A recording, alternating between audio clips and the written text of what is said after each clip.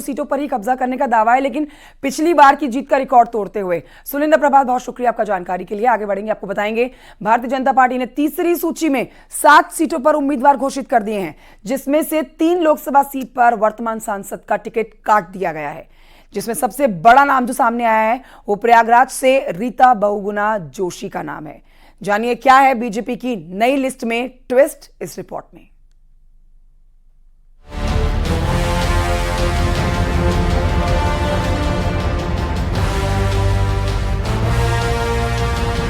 लोकसभा चुनाव के लिए बीजेपी ने उत्तर प्रदेश में उम्मीदवारों की एक और लिस्ट जारी की है। यूपी बीजेपी की 10वीं लिस्ट में गाजीपुर, इलाहाबाद और बलिया समेत 7 सीटों पर उम्मीदवारों के नाम फाइनल किए गए हैं। इसमें बीजेपी ने बलिया से नीरज सिंह, मैनपुरी से ठाकुर जयवीर सिंह, कौशाम्बी से विनोद सोनकर, फूलपुर से प्रवीण पटेल, इलाहाबाद से नीरज त्रिपाठी, मछली शहर से बीपी सरोज, गाजीपुर से पारसनाथ राय को टिकट दिया है। जिम्मेदारी बहुत बड़ी है।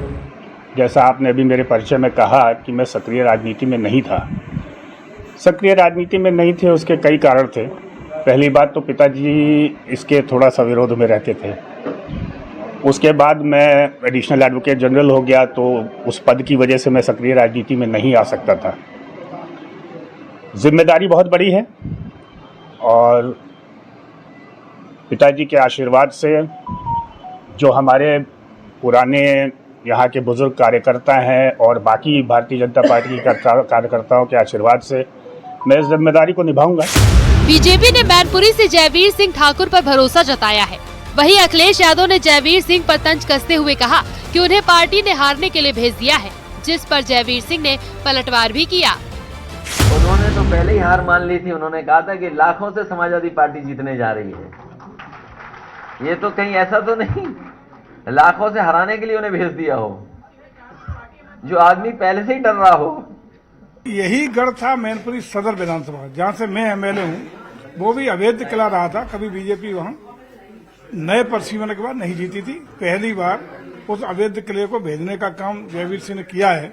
तो मैं समझता हूं ये किला भी ढहाया जाएगा और निश्चित रूप से चलिए, अब ये तो परिणाम बताएगा कौन हारेगा कौन जीतेगा, लेकिन निश्चिंत रहिए कि इस बार वहां भगवा फहराएगा, कमल खिलेगा। यूपी के पर्यटन मंत्री को मैनपुरी से बीजेपी प्रत्याशी घोषित करने के बाद सियासी हलचल तेज है।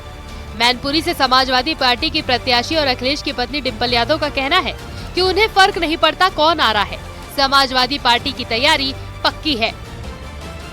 उन्होंने अपने मंत्री को उतारा है और कोई ना कोई कैंडिडेट तो आना ही था, कोई भी आता, लेकिन समाजवादी पार्टी पूरी तरह से तैयार है। लगातार ये बातें आ रही थी, विपक्ष की तरफ से भी आ रही थी, भारतीय जनता पार्टी को कैंडिडेट नहीं मिल रहा वर्तमान सांसद के, इसलिए लेट हो रहा है। तो क्या लग रहा था आपको कैंडिडेट चयन में उनको दिक्कत हुई? ये तो उनकी पार्टी का विषय है, तो आप उन्हीं के लोगों से जाके पूछिए। बीजेपी की नई लिस्ट में यूपी की 7 सीटों में जिन उम्मीदवारों के नाम है, उनमें से कई नामों ने चौंकाया है। बीजेपी ने इलाहाबाद से वर्तमान सांसद रीता बहुगुणा जोशी का टिकट काट दिया है। बलिया से पूर्व प्रधानमंत्री चंद्रशेखर के बेटे नीरज शेखर को उम्मीदवार बनाया है। प्रयागराज जिले की फूलपुर लोकसभा सीट से मौजूदा सांसद केसरी देवी पटेल का टिकट कट गया है। फूलपुर विधानसभा सीट से मौजूदा बीजेपी विधायक प्रवीण पटेल को उम्मीदवार बनाया है। गाजीपुर लोकसभा सीट पर बीजेपी ने पारसनाथ को चुनाव मैदान में उतारा है। यहाँ से सपा ने अफजाल अंसारी को उम्मीदवार बनाया है। आजमगढ़ से समाजवादी पार्टी के प्रत्याशी धर्मेंद्र यादव का कहना है कि बीजेपी चाहे किसी को भी मैदान में उतार दे, जनता ने मन बना लिया है। तो 24 में आप देखिएगा पूरे उत्तर प्रदेश के अंदर बीजेपी हारेगी, समाजवादी जीतेंगे, बड़ी तादाद में जीतेंगे और दिल्ली में सब समाजवादी मिलकर इंडिया गठबंधन की सरकार बनाएंगे। तो कितनी सीटें हैं? बहुत ऐतिहासिक सीटें होंगी, बहुत सीटें जीतोगे। आजमगढ़ में कितने से मार्जिन लेंगे इस बार? अब ये तो जनता का हक और अधिकार है, उसमें हम नहीं बोलेंगे, लेकिन मुझे उम्मीद है बहुत ऐतिहासिक लोग जिताएंगे। बीजेपी की 10वीं लिस्ट में जहां यूपी में 3 मौजूदा सांसदों का टिकट काट दिया है, वहीं 2 मौजूदा विधायक को भी टिकट दिया गया है।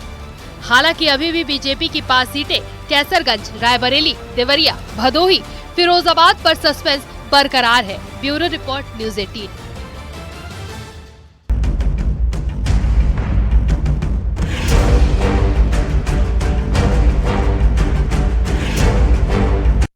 कांग्रेस नेता और यूपी कांग्रेस प्रदेश अध्यक्ष अजय राय वृंदावन पहुंचे। वृंदावन में संत प्रेमानंद के आश्रम जाकर उन्होंने मुलाकात की और इस दौरान संत ने हताशा और पराजय को लेकर यह सलाह दी है। छोटे से ब्रेक के लिए रुकना होगा, जल्द लौट रहे हैं।